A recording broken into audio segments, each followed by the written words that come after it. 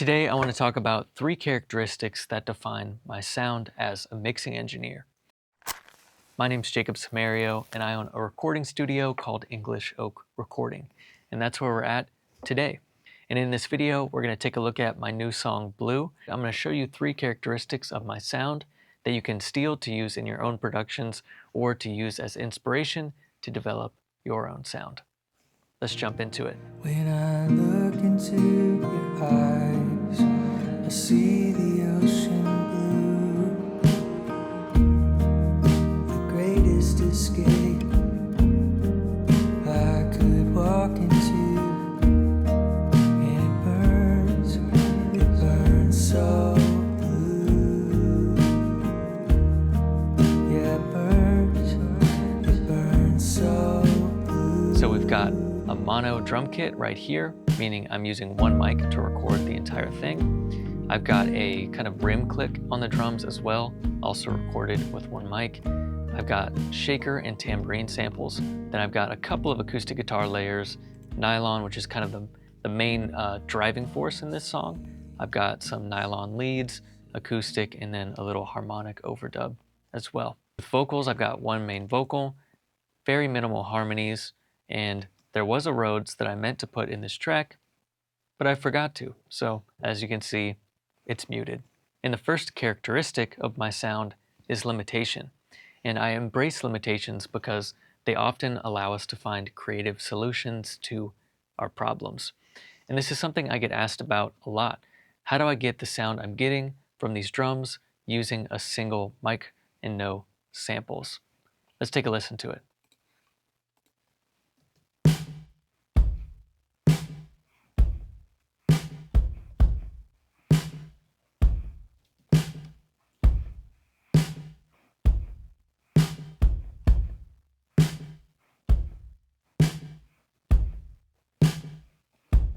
So that's what the drums sound like soloed. And there's 2 things that I'm doing to really get the most out of those drums. There's actually 3, depending on how you look at it, but it kind of goes outside of mixing. The first one that I'll say is a bonus point is that it's all about how you record it. I know that there's this limitation going into it where I only have one microphone. So if I hit either the kick or the snare too hard, that balance between the two is going to be messed up in the mix. So when I'm performing it, I know that I need to perform it correctly.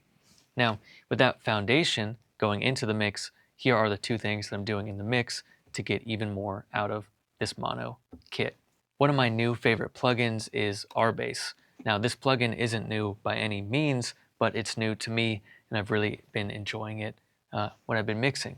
So what this plugin does is it allows low frequency information to be understood or heard better on smaller speakers. So when I had this mono drum kit, I realized that the snare is coming through the recording perfectly. No problems there, and it's really easy to bring out the low end in the snare. But with the kick, it's a little bit harder. So I figured with the way RBass is intended to work, it would solve this problem well. So let's take a moment and listen to it before RBass and then after RBass.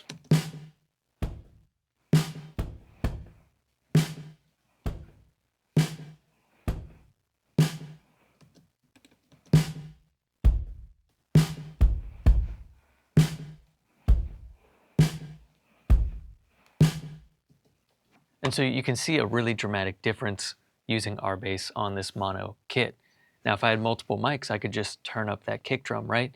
But I didn't have the ability to do that. But this plugin, as you heard, really made a dramatic difference. And another limitation of this mono kit is that you're not going to get the space and the wideness that you would get from a multi-mic setup.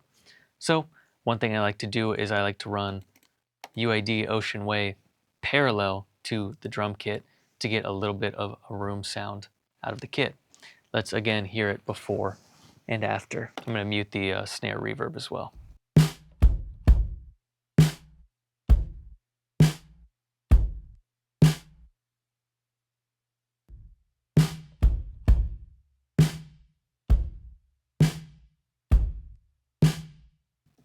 So I can use Ocean Way Deluxe to really make this mono kit feel more like an actual drum kit, one with multiple microphones going on. And the last layer I have in there is a non-linear reverb from an RMX 16, more of a stylistic 80s sound, and I've got it just opening up on the snare.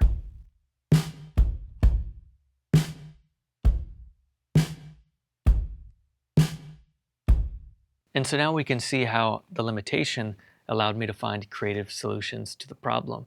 And now if I were to approach a session with one mic for the drum kit, I wouldn't be as maybe hesitant or feeling limited. You just have to approach it a different way. Now, the next defining characteristic of my sound is how I process my acoustic guitars. This is something, again, that I get questions a lot about, and it really comes down to the performance, controlling your dynamics going in, but also being really gentle on the acoustic guitars. Acoustic guitars can fall apart very easily when you apply a lot of compression to them, and I really enjoy really full acoustic guitars. And I'll show you how I end up compressing them. So let's solo up our acoustic and take a listen.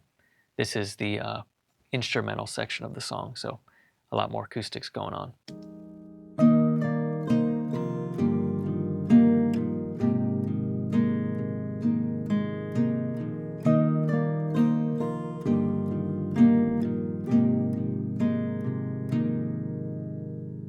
So the way I like to compress acoustic guitar is by using tape machines. And in this case, UAD Oxide is my go-to for doing this.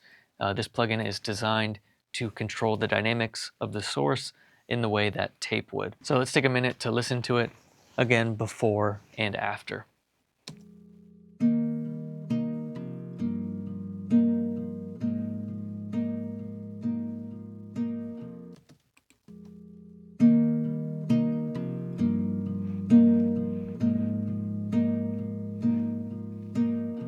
So you can hear the difference. There is a little bit of a volume increase that's intentional.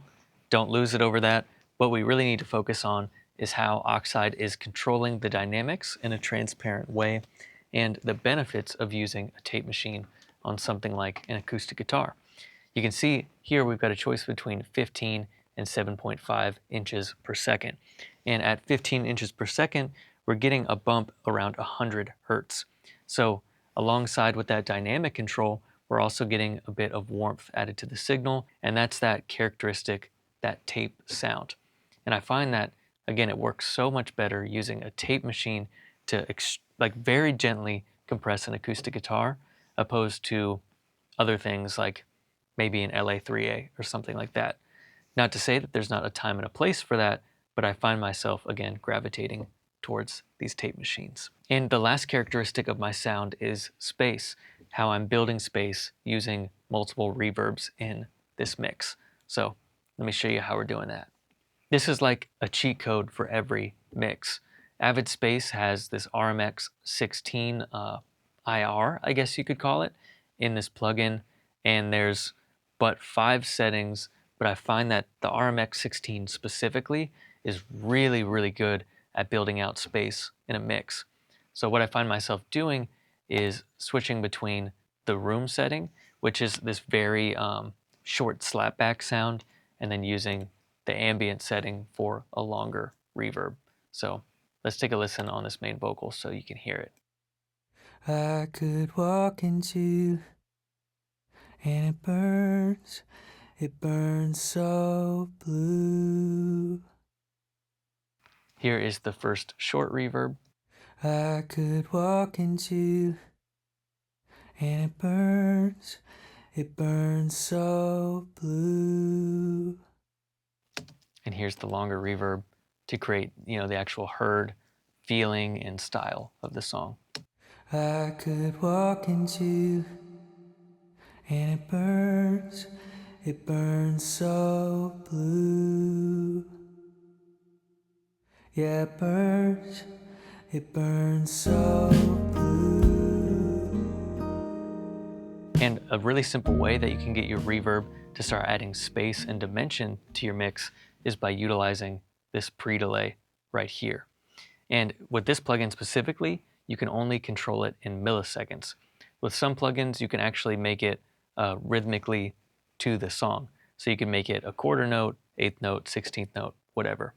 So what I do when I'm working with this plugin is I use a milliseconds to BPM converter based on the BPM of the song to make the pre-delay be in time with the song. And having that separation between the vocal, for example, and the reverb, that means that the reverb is going to happen 57 milliseconds after the vocal. And that's going to create a sense of space, right? Because in real life, the reverb doesn't happen immediately with the vocal. We want it to feel like our mix is real, three-dimensional, and jumping out of the speaker. So creating space is incredibly important. And like I said, the RMX16 is a unit that I've found myself really relying on the past couple of years, to the point that I would probably go out and buy a real one to get even more sounds out of the unit. And going back to the drums real quick, that non-linear sound again was from the RMX16. It's such a legendary reverb, it's familiar, and man, it's just so easy to use and to get great sounds out of. And again, we used Ocean Way to get a sense of space and depth in room with our drums. Some of these reverbs, you noticed, they're audible. They're adding an effect, a color, a vibe to the signal. Some of them aren't as apparent. They're just underneath. So don't feel like every reverb you use has to be incredibly audible. Sometimes what I'll do is I'll turn down the volume very, very low when I'm mixing, and I'll bring up the reverb just until I feel like there's a sense of space or three-dimensional qualities being added to whatever source I'm adding the reverb to.